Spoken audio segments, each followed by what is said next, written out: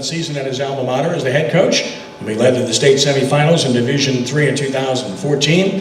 He has led the Greenies to the state playoffs in each of his previous seasons. And at 3-1, Newman will host powerful Riverside Friday night at 7 p.m. He's got Bill Stubbs quaking in his boots. It's a big 9-2A contest. He's laughing about it. Please give a warm greeting to New Orleans Sports Foundation Quarterback Club welcome to Coach Nelson Stewart of the Newman Greenies. Nelson?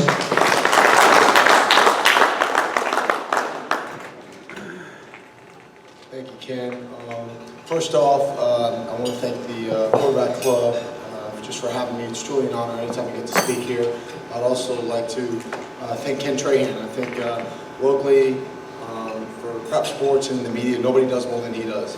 SportsNola.com and just all of his coverage doesn't go unnoticed. And I think for us, I remember back in the old days of breaking out the Times-Picayune and reading the Metro Prep Preview and doing all those things we used to. Now we go to SportsNola and do that, and I think that's a credit to him and his entire support staff, and he's just phenomenal at that.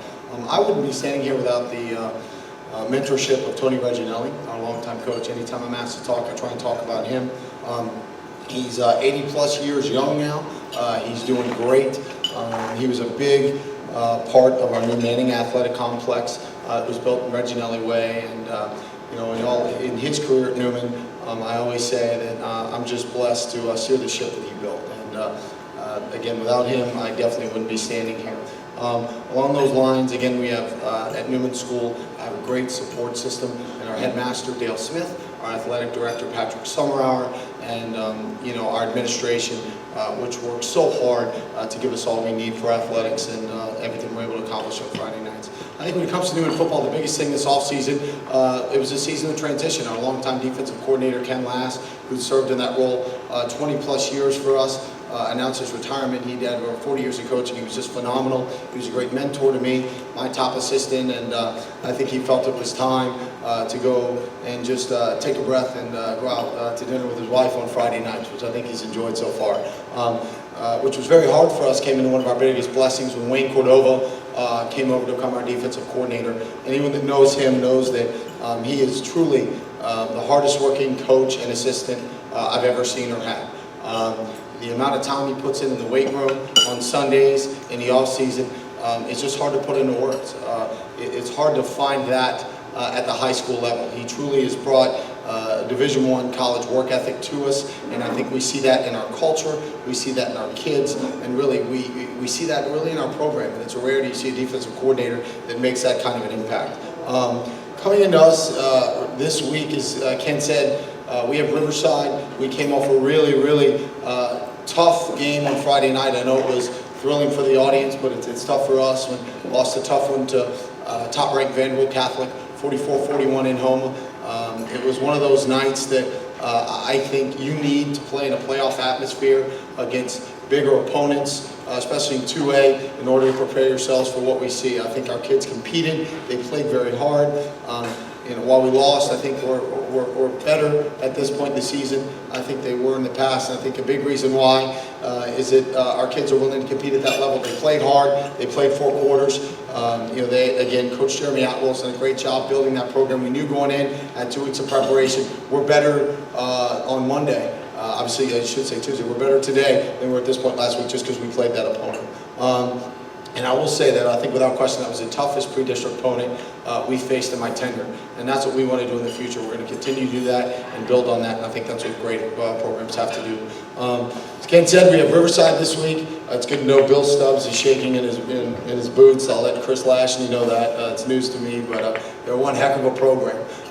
When you think about Riverside, there's really not one area you can focus on. They're very well coached with Coach Bill Stubbs. Their defense coordinator, Chris Lashney, their offensive coordinator, Shane Moore. There's really not one point that you can attack on them.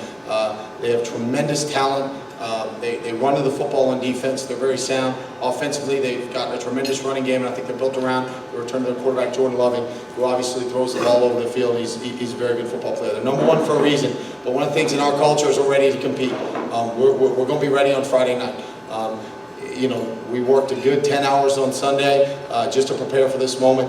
Good quality time, just getting ready for each and everything that's going to come our way. We had a great practice yesterday. We look for a better one today. I think that's what it's about. It's about competition, being ready for what I think to be what is the #1 team in the state. And that's the only way you'll find out is obviously by playing those guys. It's going to be just a great night. I think we're expecting a big crowd. To talk a little bit about us this year, I think that goes to talk about Newman football, talk about Miles Lapierre, our quarterback. He has very impressive numbers. He threw for 370 yards on Friday night with only 1 interception, 3 touchdowns. He's currently completing 72% of his passes. He's thrown for over 900 yards, 14 touchdowns and 1 interception. And I think it should be known that's in 4 games and only 1 full game, which was last week. We were obviously had a bye week 4. One of the things we preach at Newman is we want selflessness. We want as many receivers as possible. The guys like Odell Beckham and Albert Thomas, when they're there, it's great to build around 1, but we're blessed that we think we have 5 this year, so we've really been able to spray the ball around well. Story Charbonnet with 12 catches for 215 yards, Chris Lane with 204, Brian McGowan with 192, Dylan Hill with 144, and then Murray Calhoun with 106, and all those guys have multiple touchdowns. I think to have an effective passing offense and Dolphins in general, you have to be able to spread the ball around, and I think Miles has really done that brilliantly so far this year. He's taken what the defenses have given him, and I think he's gotten better each and every week. And he can't obviously do it without a run game. James Poche is averaging over 7 yards a carry, 363 yards. Great between the tackles. He's put 25 pounds on the offseason. He's gotten bigger, faster, stronger, and he's really been our workhorse. I talked about our defense. I think one of the things Coach Cordova's preached is rallying and speed to the football. When you think about Newman, so often you think about throwing, the Mannings and pushing downfield, Odell Beckham. We want to be a balanced squad. I think that our culture defensively really has shifted in a good way. There's a lot of team camaraderie in there about that defense. Kobe Poche is our leader. He's a captain, 40 tackles, 5 CBL, Cy Winsberg with 30 tackles right behind him. Those are our 2 linebackers. And Sam Moses, who's also our top returner with 2 interceptions. I think that's what we're about. We're about developing our team. And although we gave up 41 points last week, I think it's worth noting that in the end of the game, our defense did find enough to get a stop, to put the offense in position to go down and try and win the football game. Again, coming off a great test, I think we focused on the things we need to Sunday and Monday, and I think we'll get a better effort. But I'm very pleased with our team right now. We're not perfect, but I think that hopefully we'll have something to say about things when we get to the playoffs.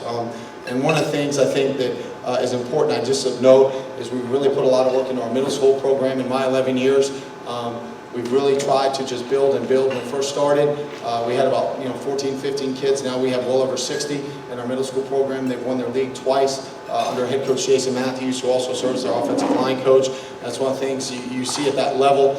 If you're having success there, it will trickle up. They run the same offense, the same defense. That's why more and more kids are ready to play early. Also going on to our junior varsity squad that beat McMain this week. They're undefeated at 4-0. We want to have success at all levels, again, doing it the right way. And again, that's our thing at Newman. There's Daryl Berger, one of our notable alums, always says a reason that student athletes, student comes first is because that's what we're there for. We have tremendous student athletes. We embrace our culture. I think Newman continues to offer the best education that you can find. I think there are a lot of great options, but we embrace that, and obviously that's really important to us. And I think what's really special this year is you might probably have heard about the opening the Manning Athletic Complex. That was spearheaded by Archie Manning and Peyton Manning in the off season. As our program's grown, we wanted a bigger press box. We wanted a bigger environment with things like concessions. We also wanted to give programs like soccer that didn't have locker rooms a place to go, which we were able to do, and ultimately pay homage to Tony Reginelli, who is really the godfather and really the founding father of Newman football. So when you walk in, you see Reginelli Way, and that's what's important. We say on Friday nights when guys enter Lupin Field, we want the first thing for them to see is Coach Reginelli, and that's why when we go out, we tap the plaque of Coach Reginelli on the way out. Any questions? Did I miss anything? Anybody? No? Oh, yes, sir. Coach, I've been able to see Riverside in the Jamboree this year, and I noticed how big they were. And how do y'all compare to them size-wise? Well, we're not as big, but I think that not many are. You watch them against Hahnville. I think the most impressive thing to me, I actually told Chris Lashley this, was actually their defensive line play. Hahnville was massive up front, And they're big, they're physical, they play with really good technique. We like our linemen. I think that, we feel like, we have a couple, 200-plus pounders that play with leverage. Yeah, but we don't have the 250, 260. We always sprinkle in that 175-pound, 165-pound guy. But, it's going to be one up front. I do think we're improved up front this year. Our defensive line coach, Harry Wright, who also came from Tulane, has done a great job in working leverage, working those guys up front. So it's definitely a battle, but I think it's one we'll hopefully be up for. Sir? We talked about your alumni. Did y'all think OBJ how to behave?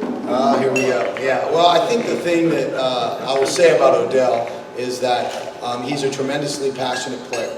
He was that way in high school, and sometimes your greatest strength can sometimes nag at you as a weakness. And in my experience, what I can truly say, and being authentic with it, is were there moments he was upset? Sure, but he was always able to calm down, compose himself, and put everything he had on the field. He was a captain for us. He was selfless. Those aren't, those are things kids vote on. He actually did his work on the field. I think the biggest thing about Odell, I'll say, is that he wants to win. And when you want to win and you're that competitive, that level, and you're only 23, 24 years old in the biggest media market, and some of the things that maybe happened last year, I think when the spotlight's there, some of the little blemishes can show. But I will say I'm very confident with Eli Manning and in that locker room that he is going to, hopefully figure everything out and have a long career there. But yeah, it's a process. But I love him very much, and I am one of his biggest proponents. And the reason why he's been so successful and had, success he has is his work ethic, and he's very competitive. And one thing about Odell was not a five-star athlete. He wasn't the Gatorade Player of the Year. He was a guy that had to get in a van and drive with his parents to Miami just to get an offer. And I think when you have that chip on your shoulder and that fire inside, the flame always burns. Sometimes, like I said to him, it's okay to fuel the fire. You just got to control the flame a little bit, and I think he will. Guys, thank you so much for this opportunity.